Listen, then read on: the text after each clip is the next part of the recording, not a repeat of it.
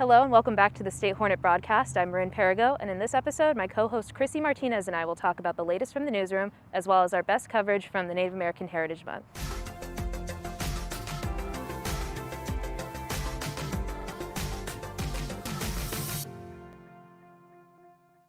Sacramento State University lies on southern Maidu, Miwok, Nisenan, and Wintu Indigenous land. Sac State is beginning to acknowledge the Indigenous land that it inhabits. The purpose of the land acknowledgement is to pay respect to the Indigenous people's territory that Sac State occupies. Amanda Croteau, one of the 73 Native students on campus, recites Sac State's land acknowledgement and urges Sac State to actively support the Native community. We're mindful in acknowledging that the land we stand on today was and continues to be occupied by the Indigenous people of this area, the Maidu, Miwok, and Nisenan, recognizing their culture that is rich with spiritual ties to the land and waters with which their traditions resonate. We are humbled and take this opportunity to thank the Indigenous people of this area.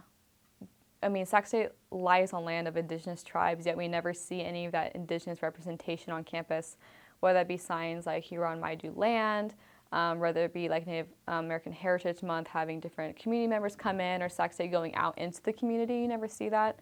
And so I feel like in that way I'm not really represented on campus or seen by the faculty and staff, just because they don't put in much effort to want to learn about the cultures.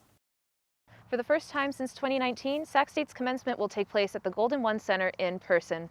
State Hornet reporters Dominique Williams and Alec Ramey went around campus to get students' reactions to this exciting announcement.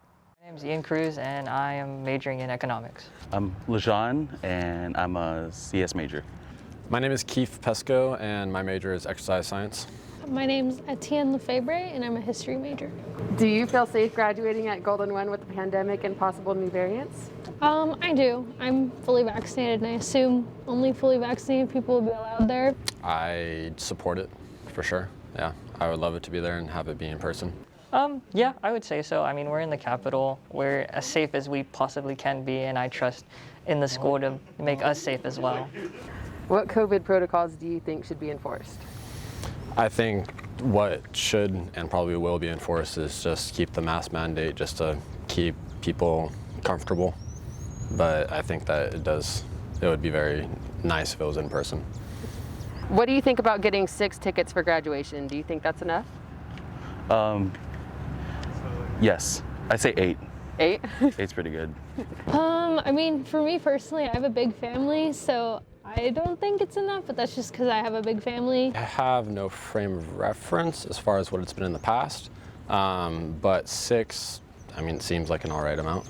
I'd say that's enough. I think maybe for the bigger families, probably not. I think it might be a little bit too little just because there's a lot of people who have a lot of people that want to see them. Since it's been such a long time, I think a lot of people want more, so yeah.